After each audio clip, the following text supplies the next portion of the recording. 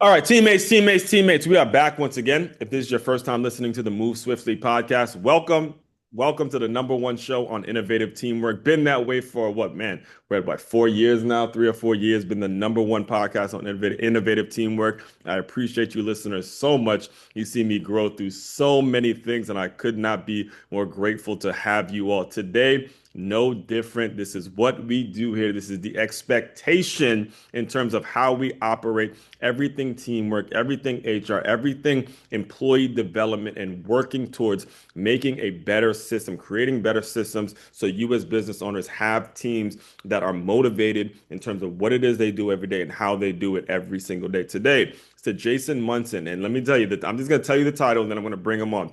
Stress interventionist. Oh Lord, we all need some stress intervention. No, there's nobody listening to me right now that can't use that in some way, shape, form, or fashion. Jason, welcome to the show. How are you? I'm great. How are you? I'm fantastic, man. And I was like, so, a lot of you regular consumers, regular listeners know I do my research. I don't just let anyone on the show. I make sure I listen to what they're about. I read their bios. I go through their websites. I'm really, very, because for a while, this show was a solo episode type show and then it went to interviews. So I don't just bring anybody on when I really understand what they go through. So one of the things, I think the best way to start off is one of the things you had mentioned is that you kind of had it somewhat all together at one point to where you were working, your wife and kids weren't working, and you were able to put food on the table and pay your bills and stuff like that. But there was something in you that was sort of unhappy about doing it.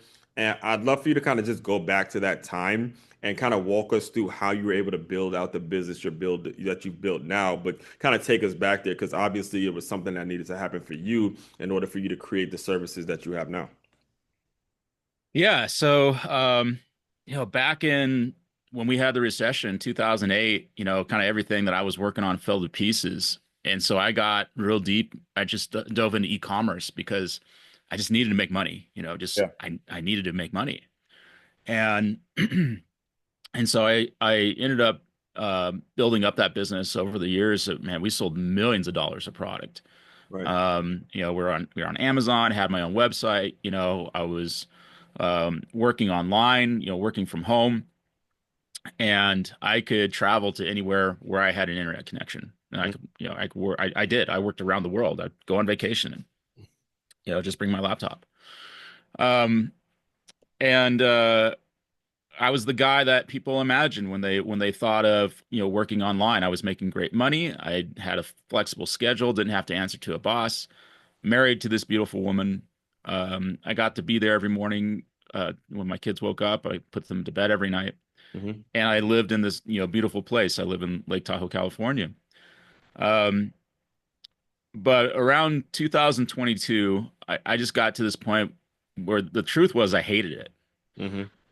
I was just constantly stressed out and angry. I actually would get like this knot that would build up in my shoulder because I'd be working for 10 hours a day, 10, 12 hours a day. Um, and I felt awful. I felt terrible because I believed that I should just be grateful and happy for what I had. Right. Like everybody else wanted this, and there was way worse jobs with less freedom. Right. And but I didn't feel free. I Mhm. felt guilty. I felt guilty for wanting to do something that would bring me joy and fulfillment because somehow wanting that meant that I wasn't grateful for what I had. Right. So I kept going, forcing myself to stay in this career that from the outside looked perfect, but on the inside, my soul was just dying. Mhm. And then it finally became too much, and I just cracked. And one day I just, something happened and I spiraled down into a depression. Mhm. And I did everything I could to get out of it because I wasn't, that wasn't part of my personality. Mhm. So I tried all the, positive things, going to the gym, spending time with friends in nature, tried all the negative stuff too, but no amount of TV or alcohol was making this feeling go away. Right. And after 6 weeks of it just getting worse, I finally gave in. I Mhm. needed help. Mhm. So the problem was help was going to be a week away, and I knew that that help was going to come in the form of a pill, which wasn't going to solve my problem.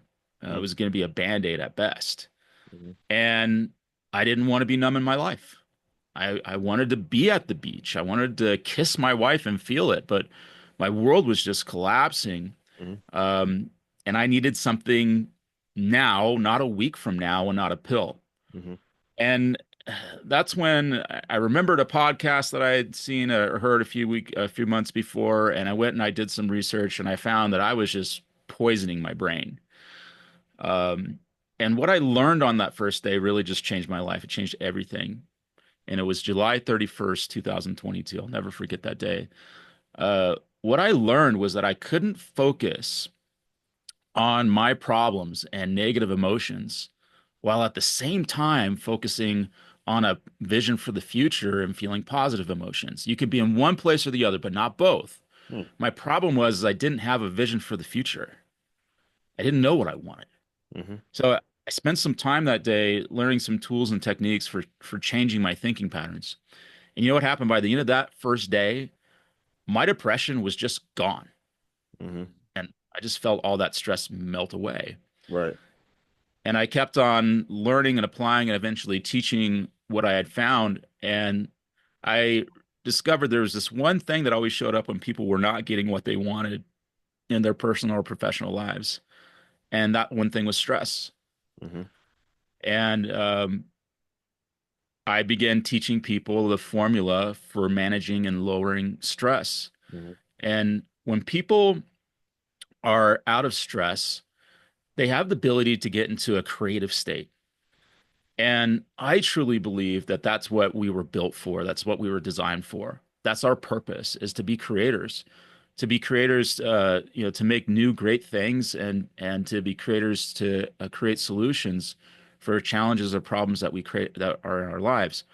The problem is most people are in stress for 70% of their day. And when you are in stress, your creativity is completely stifled. Hmm. So I truly believe my purpose, my why of doing this is to help people get into that creative state where they can create solutions that change the world, have a positive impact on the world. So when you mention, well, first of all, I appreciate your transparency and sharing that. I know that wasn't easy at all. But one thing I don't want to get brushed over as we continue is you're 1000% right. Everybody would love to be in the e-commerce world. They just pop up anywhere, put their laptop on it, and they make money. So I definitely understand why you would say to yourself, why don't I want this? But what a lot of people don't understand is everything in life has trade-offs. It doesn't matter how great it looks on the outside, even as a professional athlete. I'm sure there's Bill Gates will tell you, hey, there's some trade-offs about being a billionaire versus whatever somebody else is going through. What if there's anybody listening in that may want to build an e-commerce business or have that sort of lifestyle, what kind of trade-offs do you sort of tell them to be aware of? And not to say that they can't do, but what kinds of things do you say to let them know, hey, you could do this, but this is also coming, because it's not going to be perfect. What's kind of the advice you give them when they come in and talk to you? Um, I think, and that's a great question. Um, I think there's a couple trade-offs, and it's one of these things. Is like once you get going and you get successful, I, and maybe I could say it better, but I felt like I felt like I was compromising my integrity. Ah, yes. Um, I felt I felt like when I was being treated unfairly, Hmm. that rather than fighting and saying, no, this is wrong, Hmm. this isn't right, this isn't you shouldn't be doing this or this shouldn't be happening. I was finding myself having to swallow it. Right. Um, so for instance, so I still have the e-commerce business. Hmm. I just kind of let it roll and let it do its thing because it's automated. Um, but last week we had somebody they had bought a motor from us, electric motor. It was between 100 and $200, and they returned it. Amazon has a thing now where basically they determine that once somebody ships a product, like so many percentage of that is gonna be returned and it's gonna show up. So they'll automatically refund money before we receive the package. Hmm. People know this. And so I got a box back that had two stickers of elephants in it. The Money's already been refunded. Huh. People know that people are knowing this, Jeez. and I had no idea about that. Yeah, that's insane. and there's a consequence to me trying to fight it. Right. So so if I, so and that was that's been the really tough thing is like so many times dealing with people in online retail, you're the customers. Mhm. Amazon's built this system. Jeff Bezos said, years ago, he was asked, is what's going to be the future of Amazon? He says, I don't know. He says, but I do know people are going to want to get what they want Mhm. when they want it for as cheap as possible. Right. And it's this customer centric first style of business. Right. So what are you appealing to? You're appealing to people's greed and their entitlement. Yeah. And just how exactly. I mean, listen, I totally understand what you're saying when you're talking about there's integrity and putting your integrity on the line or dealing with unethical things. I teach. So I teach, I'm around kids all day and I see teachers that do things and I see administrators that do things, not necessarily in the school I'm at, but just in general, when you're dealing in this system. There's a lot of stuff that goes on that makes your stomach just like, ugh, I can't take it. And the one of my favorite books actually is Invisible Man by Ralph Ellison. And for anyone listening in, it talks about understanding that these things go on, but there's a principle that you have to live with. And in order for you to fix the problem, you got to be in it. You got to have seen these things. You have to have gone through these things. You have to have been able to tell these stories so the next person coming up can say, okay, I'm gonna look out for that and maybe it gets better. Now, we're all not gonna, one person's not gonna change the world, but every single person can do their part. And that's where I want to take you next because you had mentioned stress. And when I think about stress, like the cousin of it is pressure. I'm a sales guy, so I'm always about sales, and I love when people put pressure on you. We got basketball season going on, big sports guy. So the pressure and stress, can you kind of give a sort of a definition between the two? Because one can be something that's sort of positive and push you forward and make you kind of have a fire lit on your ass. But then there's stress that you blur those lines where you're like, hey, I don't know if you're doing things that are healthy. So when you talk about the business that you're in now, how do you decipher between those two? So I would say the easiest way to define that or to connect those two things is that stress is when the pressure has become an addiction. Ooh, okay. Now you're talking. Now you're talking to me now. You're talking to me directly. Whoa. All right. Yeah, so pressure can be a one-time event, Right. right? You can have this one thing that puts pressure on you. You go into stress, the pressure, leaves, and then you're back to homeostasis. Mm-hmm. It's like I like to think of like let's say your power goes out, Mm-hmm. right? That's a one-time pressure event, and you're gonna go into I live up in the mountains. Right. So when in the the power goes out in the wintertime, Mm-hmm. there is an immediate need to keep my house warm, right? That's a one-time event. Right. Stress is when you have something a thing that happens over and over and over and over again. Mm-hmm. It's this long-term stuff, Right. So, if somebody's, they're in a toxic relationship, Yeah. That's um, I was thinking the same thing. Like that it becomes something where are the right people around you.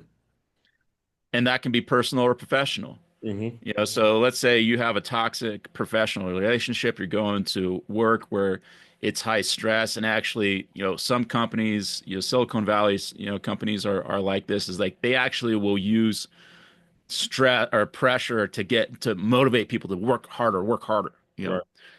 Um, the problem is that the chemicals of stress are highly addictive. Hmm. So somebody, puts pressure on you, you get into a state of anger, your body starts releasing cortisol and adrenaline. Hmm. Those are highly addictive drugs. Hmm. And if you keep on hitting that button over and over and over again, those chemicals, you get used to those chemicals inside your body, you get addicted to those chemicals. Then all of a sudden, you start subconsciously looking for situations to bring on pressure Hmm. because it has now become part of your identity. Right. It is who you are. And so when it's not there, you don't know what to do with yourself. Like Right. you don't know who you are when you're not under the pressure, when you're not under stress. So Wow. you start seeking this out. Um, the problem is that no organism can survive long-term stress. Right. So when people do this for 10, 20, 30 years or more, Right. it leads to disease and disorder. Hmm. People get sick from it. Yeah, now that man, that makes me think about another book I read years ago. It was about Gino Auriemma, the head coach of the UConn women's basketball team. You know, obviously, guy's been a legend. They've been winning for years. But I read his book. I read one of his books years ago, and he was talking about when he first started. And he would say, like, it was like a really personal book where he said he would think now, whenever a win would happen, the next day or the next hour was like, when are things gonna go bad again? He would not enjoy it. It'd be like, look, the next moment we win a game, about an hour later, it's like, when are things gonna start going bad? And I'm bringing that up because as we kind of transition to your business now and how you serve, I know, leaders of the world, like really high profile leaders, how do you get them to see that? How do you get them to see that in themselves to say, hey, man, it's great you're having success, but you are really losing it. I mean, there's thousands of examples we can talk about in terms of guys, and I never even thought about it like that in terms of it actually is addictive. You're right, because it's addictive. When you get a pressure situation, you succeed, you win, you do what you have to do. That feeling is like a drug. I've never actually thought about how much I enjoyed that drug, and I'm like as It is a drug. Yeah. I'm blaming myself as I'm thinking about it, but it actually took my girl, it took people close to me to realize, oh, Aswan, you gotta tone it down because that drug can become addictive and it can lead to a lot of difficult things. So, what's sort of the first step or the things that you explain to people who are leaders? Because obviously, in many ways, they're addicted. It's like talking to an addict. Leadership is a top-down effect. Hmm. So if you have a leader that's addicted to stress, you'll see symptoms in the organization. Hmm. So you'll see things like low engagement, low employee engagement. You'll have weak, unclear communication. You'll have fragmented teamwork. Yeah. You know, he'll have to ask his people to do things twice, Hmm. right? And ultimately you'll get down to you'll have low productivity, you'll have low performance. Hmm. And when you have those things, it affects the bottom line. Right. You'll have increased sick days. Hmm. High stress work environments will yield increased sick days. You'll have increased turnover. You Hmm. have burnout. You know, the organization's going to follow the leadership, Right. right? They're Right. not going to, the people that are working there are not going to be better off than the guy at the top. So if he's stressed out and angry, everybody's going to be affected by that. And they're going to all be scrambling, trying to survive. Hmm. And people will show up doing the least amount of work as possible in order not to get fired. Yeah, and I see that every day. I do. I see it every day. And the message to you business owners that are tuned in right now, you have got to take this message home. I've seen so many businesses fail, so many people who run themselves to the ground and they have absolutely nothing to show for it. And then it transitions into your personal life, the way you raise your kids, the way all of this stuff Absolutely. starts to become very reciprocal, very parallel in terms of everything going on. And I do want to be very respectful of your time, but I want to give you the opportunity too, because you also wrote a book about this. You have things that are out there, that resources and things like that that people can, get a hold of you. So feel free to kind of put that stuff out there now. Yeah, so I wrote a book called Rewire for Calm. Hmm. It's soon to be available on Amazon. And this goes into some of the stuff that we talked about. Um, what happens when you get into stress, what happens to your body inside and in your brain, and then what can you do about it. It gives some real practical exercises, for us. Okay, I recognize that I am in stress, so what can I do in this moment Right. to get out of stress? It only takes, if you get disciplined, you do it right, you can be out of stress in 2 minutes. Yeah. But you have to train yourself to do it, and you have to know what you're doing with that. Right. Beyond that, if You have to recognize it. I've learned that. I mean, there's many times, man, even past week, I've been going off like I got to reach out to 100 leads a day. And if it gets to a certain hour, I'm like, I'm cutting it off. Don't do it. If it didn't get done that day, relax. All right. You start my days at like 4 a.m. So it's like, if it didn't get done, we're going to work towards doing that. Like that one hit home. I didn't mean to cut you off, but that one hit home. it's all right, That one hit home. and done is better than perfect, right? Hmm.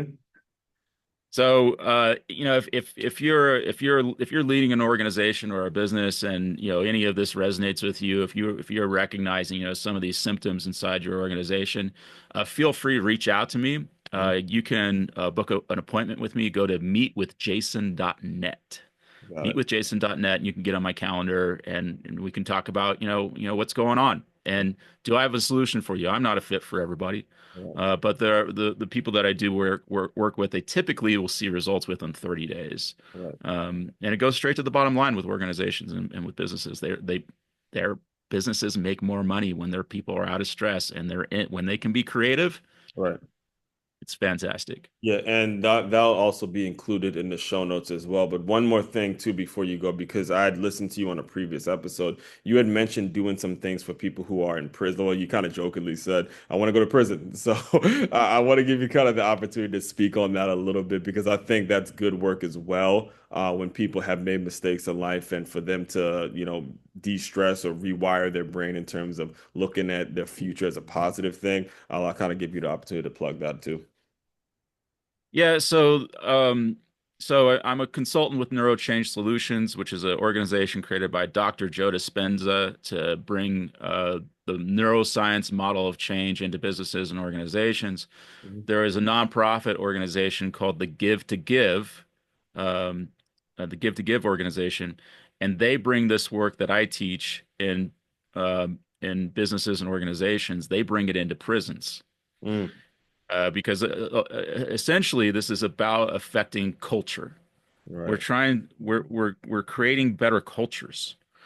Mhm. So when you bring culture change inside of a prison, like we started, I didn't work on this project myself, but it's one of our leading projects. It was the most dangerous prison in Mexico, women's prison in Mexico, Mm, and there was no running water in that prison.